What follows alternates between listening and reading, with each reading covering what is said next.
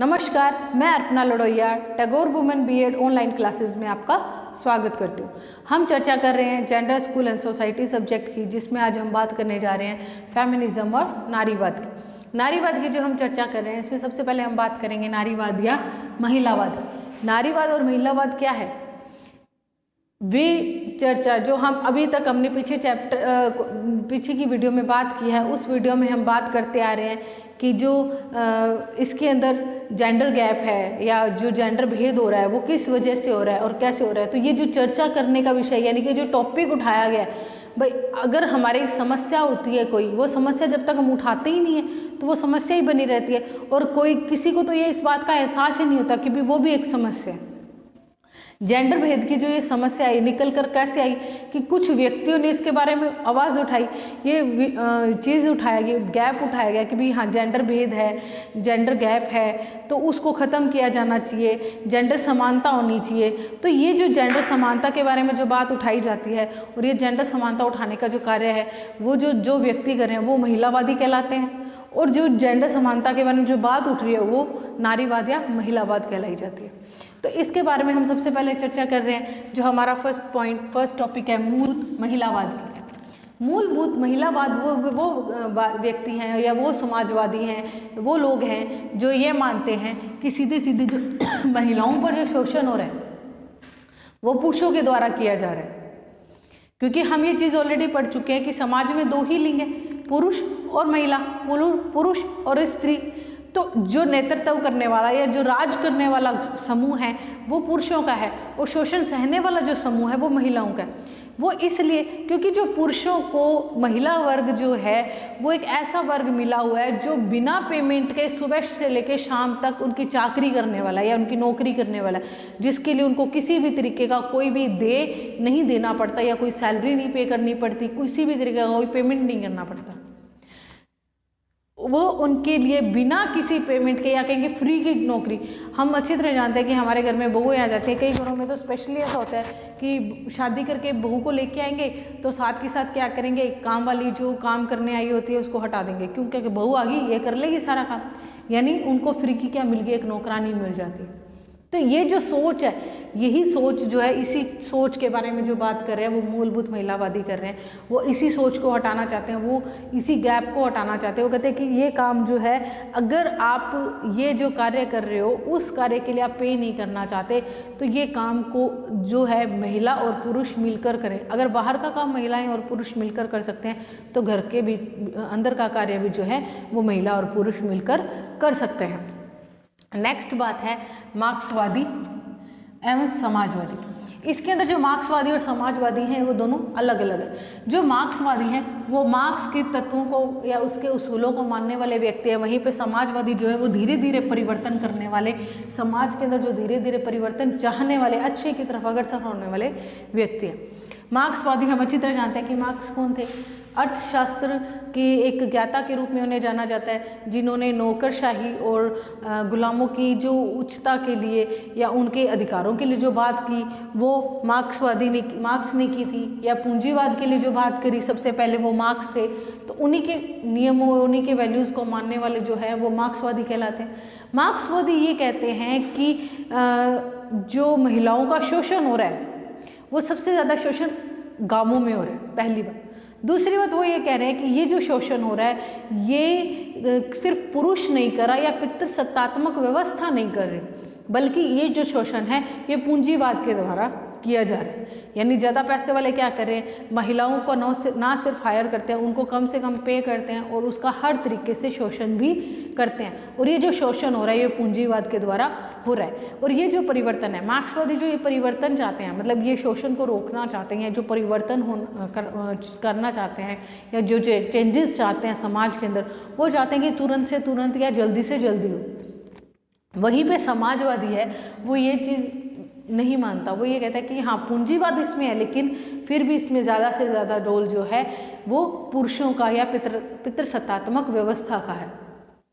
वो ये कहता है कि लड़कियों को बचपन से ये उनके दिमाग में ये डाल दी जाती है कि उन्हें सहना है, उन्हें पार्शलिटी सहनी है, उन्हें भेदभाव सहना है, उन्हें हर चीज़ में एडजस्ट करना है, क्योंकि लड़का जो है वो एडजस्ट नहीं करेगा।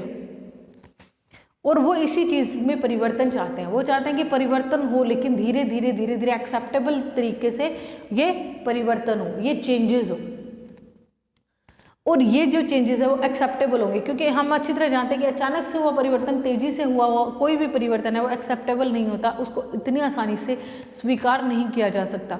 उसको एक तबका तो स्वीकार कर लेगा, लेकिन बाकी के तबके या बाकी के लोग जो है उसको इतनी आसानी से एक्सेप्ट नहीं करेंगे।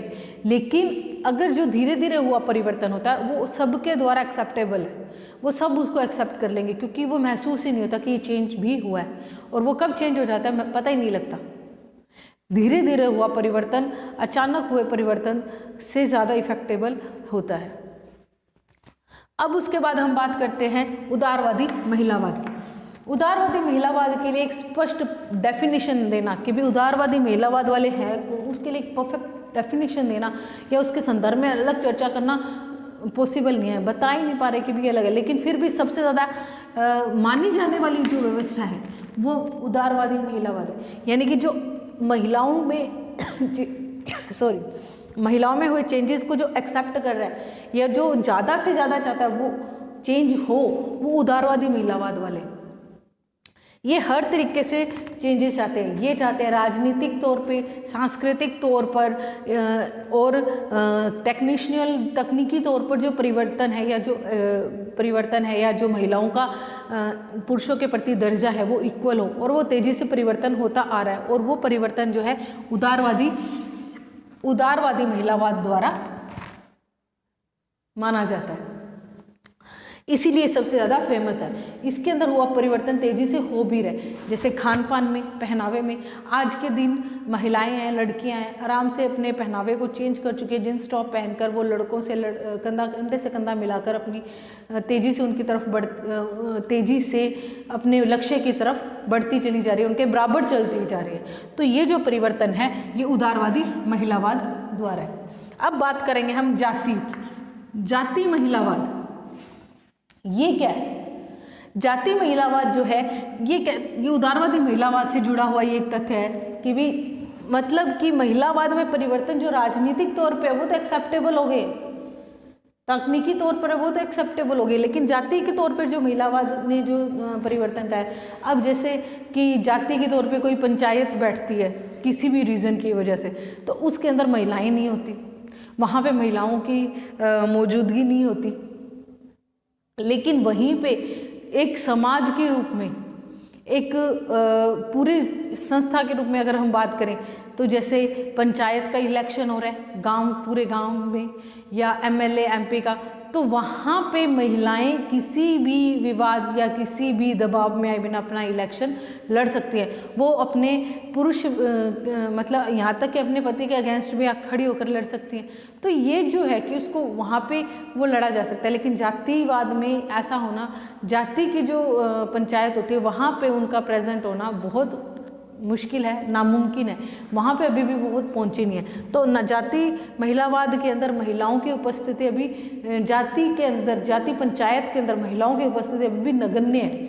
यानी वहाँ पर महिलावाद ये चाहता है कि या वो चाहते हैं कि यहाँ पर भी उनकी इक्वलिटी हो, तो उसके लिए बहुत समय अभी बाकी है।